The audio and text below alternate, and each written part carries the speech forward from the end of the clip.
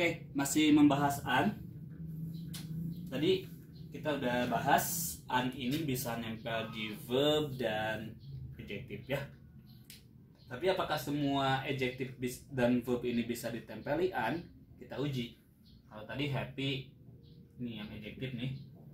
Happy kan bisa ditempeli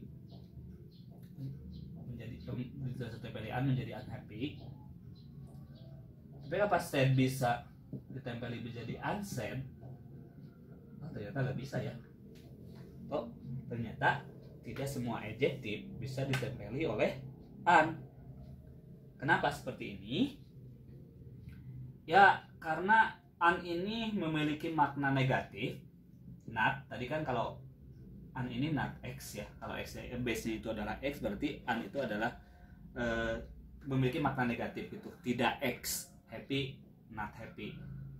Nah, ternyata tidak bisa nempel di kata seperti sad, gak bisa unsaid. Kenapa?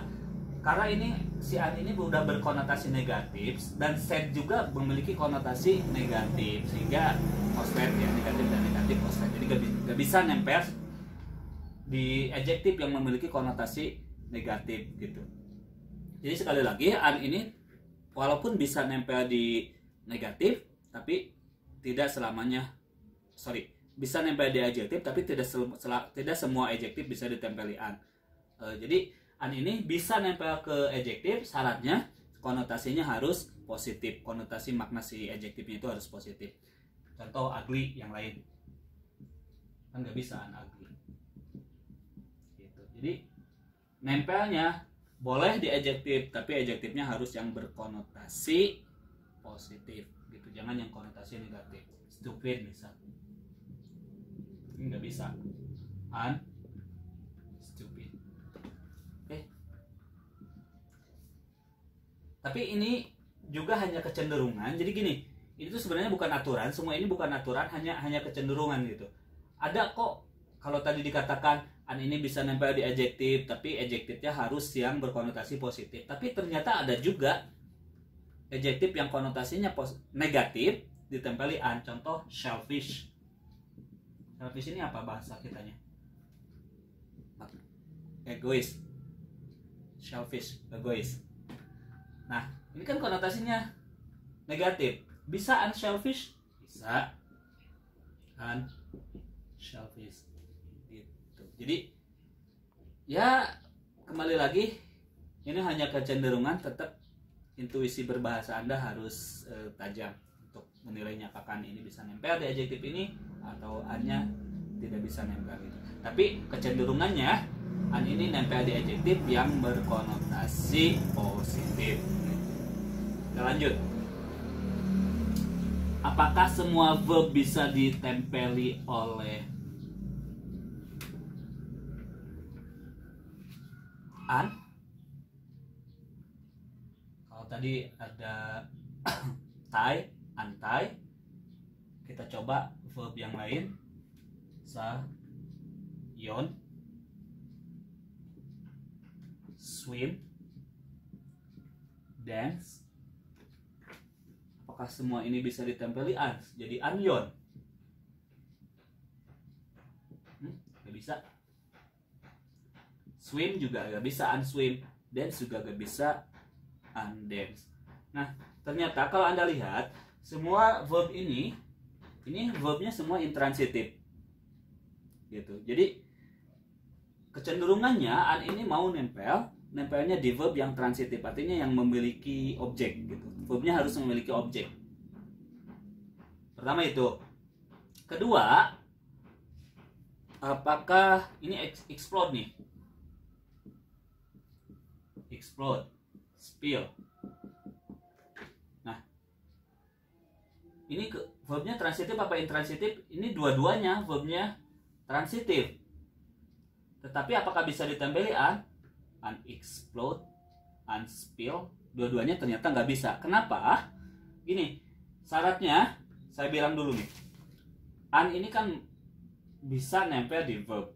Syarat yang pertama, verbnya harus yang transitif alias memiliki objek gitu. Kalau nggak memiliki objek seperti swim, seperti dance, ini nggak bisa unswim, nggak bisa juga undance gitu. Kenapa nggak bisa gitu? Karena ini nggak bisa di reverse. Dion, bisa nggak di reverse? Anda menguap, di reverse gimana? Disedot lagi uapnya, nggak bisa gitu. Swim, di reverse cara nge-reverse-nya gimana gitu. Nah, jadi pertama harus yang transitif. Kedua, yang transitif pun gini, kenapa unexplode ini nggak bisa? Unspill juga nggak bisa. Karena logika kita menolak kalau gini. Kan kalau kita melakukan sesuatu, kalau kita mengerjakan sesuatu itu ada resultnya. Nah, kedua verb seperti ini resultnya permanen. Jika Anda, if you explode something, misal Anda meledakkan batu gitu, itu bisa dikembalikan seperti semula nggak? Nggak. Si batunya itu nggak bisa dikembalikan seperti semula gitu. Jadi nggak bisa di reverse tindakannya. Jadi nggak bisa, misal batu Anda ledakan, bisa nggak di reverse lagi tindakannya? Nggak bisa. Berbeda dengan Anda mengikat. Ketika Anda mengikat, Anda bisa buka ikatannya gitu. Ada kebalikannya, ada tindakan kebalikannya. Nah, karena resultnya ini permanen gitu. If you explode something that is exploded itu permanen, nggak bisa di unexplode gitu. Jadi secara logika kita menolak untuk meng-unexplode something. Sama juga dengan spill. If you spill the water, bisa nggak unspill it? Mau gimana? Mau disedot lagi? Nah, karena resultnya permanen seperti itu, logika kita menolak gitu. Jadi tidak semua verb juga bisa ditempeli un gitu ya. Jadi sekali lagi syaratnya harus yang transitif. Kalaupun transitif, si resultnya itu jangan permanen gitu. Kalau resultnya permanen seperti ya itu, you spill the water, can you unspill it? Tentu saja nggak bisa gitu, karena resultnya sudah permanen. Ya, tapi ini hanya kecenderungan ya, bukan aturan secara pasti. Tetap Anda harus memiliki intuisi yang tajam untuk mengukur apakah suatu verb bisa ditempeli oleh an atau tidak. Kemudian, nah kalau ada kata break misal, if you break something, misal if I break it, can I unbreak it? Misal dilem lagi, misal ini padlock gitu, then I broke ini board marker. If I break this board marker, can I unbreak it? Tentu saja gak bisa, udah patah mah patah gitu. Tapi di lagu ada ya, unbreak my heart. Nah, tapi ya kembali lagi, bahasa itu kadang ada aturan-aturan yang ketidakpastian aturan seperti ini gitu. Kembali lagi intuisi Anda yang harus banyak bermain di sini. Itu mengenai an. Kita lanjut ke afix selanjutnya.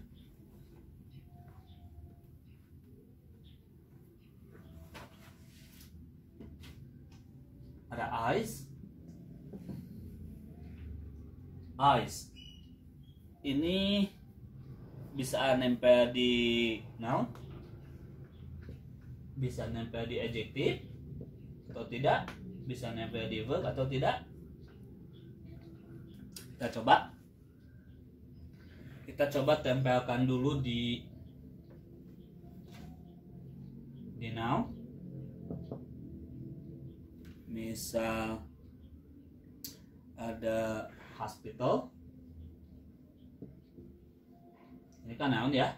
Oh, ternyata bisa menjadi hospitalized. Ada caramel, how do you spell caramel? Caramel, jadi caramelized. Oke, ternyata bisa ya nempel di noun. Bagaimana dengan adjective? Misal final, finalize. Civil, civilize. Bisa juga nempel di adjective. Di verb, walk, bisa ya, walk eyes, nggak bisa. Apalagi kick eyes, run eyes, nggak bisa. Jadi hanya nempel di noun dan adjective. Sekali lagi, eyes ini bisa nempel di di noun dan adjective. Kemudian kita lihat tingkahnya.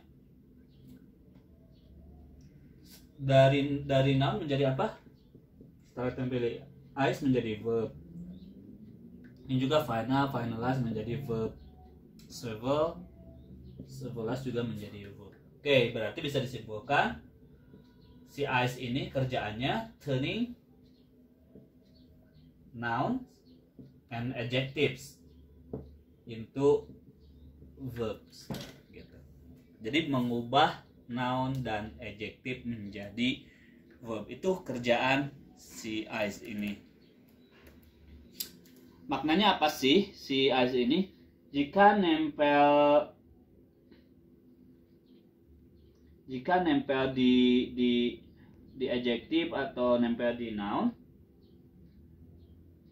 bisa, kalau caramel berarti to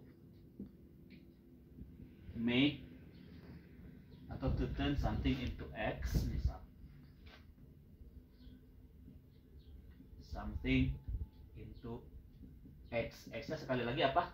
Base nya. Jadi kalau base nya caramel berarti to turn something into X. If you caramelize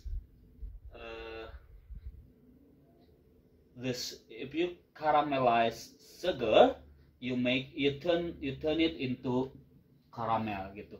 Membuat X gitu. Kata lainnya adalah membuat X. If you caramelize sugar, you make it into caramel. Jika Anda mengkaramelkan gula, Anda membuatnya menjadi karamel. Jadi gitu, to turn something into X, to make something into X, mengubah sesuatu menjadi base. Contoh lainnya, idol. If you idolize someone, you make him an idol, kan gitu ya. If you idolize someone, you make him an idol. Jadi maknanya to turn atau to make something into X gitu. Makna kalau nempel di noun. Tapi kita lihat kasus hospital, apakah if you hospitalize your grandma, Anda kan nggak mengubahnya menjadi hospital, tapi to put something or someone ya, ternyata something or someone into X. Jadi if you hospitalize your grandma, it means that you put her into hospital. Anda memasukkannya ke rumah sakit gitu. Bukan menjadikan gitu. Kalau yang tadi menjadikan sesuatu menjadi X, kalau ini memasukkan sesuatu ke X gitu maknanya. Jadi bisa dua ya. If you idolize someone, you make him an idol. Itu kalau nempel di noun. Sekarang bagaimana kalau nempel di adjective? Sama ternyata maknanya. If you finalize your draft, misalnya your manuscript, you make him final. Gitu, memfinalkan. If you civilize the society, you make them civil gitu. Jadi maknanya to make something into X atau to put something into X gitu. Maknanya sama, menjadikan sesuatu menjadi X atau memasukkan sesuatu atau seseorang ke X. X ini apa? Base. Itu secara meaning dari eyes. Ada yang mirip-mirip seperti eyes. Imbuhan yang sangat mirip dengan eyes itu adalah if I.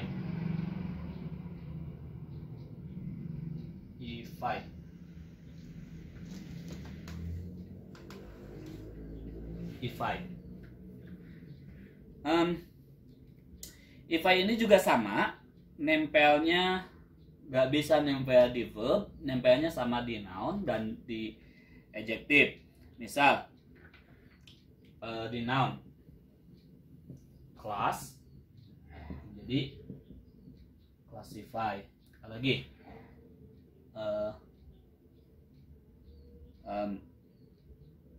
mami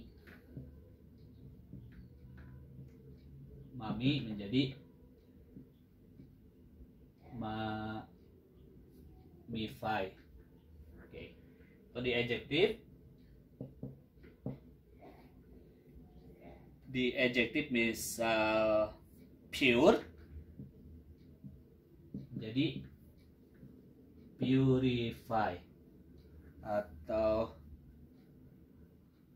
diverse atau diverse ya, menjadi diversify. Anda lihat juga sama, dari noun ini menjadi verb, dari adjective pun sama menjadi verb. Secara meaning apakah sama? Ternyata sama maknanya, menjadikan sesuatu menjadi X atau memasukkan sesuatu atau seseorang ke X. Kelas mummify. If you mummify a corpse, mayat, you make it into mummy atau you turn it into mummy. Jadi kalau Anda mummify mayat, Anda membuatnya atau mengubahnya menjadi mummy kan gitu. Classify. If you classify students, you put them into different classes gitu. Itu maknanya. Jadi bisa to make something into X atau to put something into X. Pure. If you purify the water, you make it pure kan gitu ya. If you diversify flowers, misal you make them atau you put them into different diverse species mungkin ya gitu. Jadi maknanya sama, to put into X atau to make something into X. Sekarang apa bedanya dong kalau gitu antara ify dengan is? Kita pause dulu. Oke, lanjut lagi, masih tentang is dan ify. Is dan ify. Ini kan tadi identical ya, dua-duanya. Dua-duanya bisa nempel di noun, dua-duanya bisa nempel di adjective. Kemudian maknanya juga sama gitu. To put something into X atau to make something or someone into X gitu. Karena identical seperti ini, apakah bisa dibedakan? Sangat sulit sebenarnya membedakannya. Hampir nggak bisa dibedakan, hanya kita bisa mengandalkan intuisi kita. Tapi tetap ada beberapa kecenderungan. Kan tadi base-nya yang ditempeli sama, maknanya pun sama, kemudian polanya juga sama, mengubah noun dan adjective menjadi verb. Nah, ternyata ada sedikit perbedaan. Is ini dengan ify dari segi base-nya ada sedikit perbedaan. Kalau is ini lebih suka yang, atau ify ini lebih suka yang monosyllabic base. Ini sukanya yang polysyllabic base. Oke, gimana? Ify ini lebih suka base yang satu syllable, yang satu suku kata. Sementara is sukanya yang dua suku kata atau lebih. Contoh, misal hospital. Ini berapa suku kata? Hospital, how many syllables ada? 3. Oke, hospital. 3 syllable. Jadi hospitalize. Enggak hospitalify gitu ya. Hospitalify. Enggak ya. Gitu. Beda dengan ify. Misal tadi ada class. Ini kan how many syllables ada? Class. Only 1 syllable. Pure. It's only 1 syllable. Pure. Class. Nah ini enggak class size, enggak purize, tapi purify. Jadi sekali lagi kecenderungannya, ify ini sukanya yang satu syllable, sementara is ini yang 2 syllable atau lebih gitu. Tapi again, ini hanya kecenderungan. Kalau Anda lihat tadi mommy, how many syllables? Mommy 2 syllables. Harusnya mamize gitu, kalau tapi kan nggak mummify gitu. Oh, ternyata ada pengecualian lagi. Ify ini bisa nempel di polysyllabic base yang berakhiran y seperti ini gitu. Mummify, nggak mamize gitu. Ugly, ini how many syllables? 2. Ugly, tapi bukan uglies, uglify gitu, karena berakhiran y. Bagaimana dengan diverse? diverse, ini juga 2 syllable, tidak berakhiran y, tapi diversify, tidak diversize gitu. Ternyata juga ada pengecualian lagi, ify bisa nempel di polysyllabic base jika si stressnya di akhir gitu.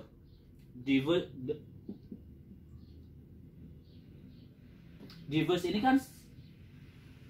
ini kan di sini stressnya diverse gitu.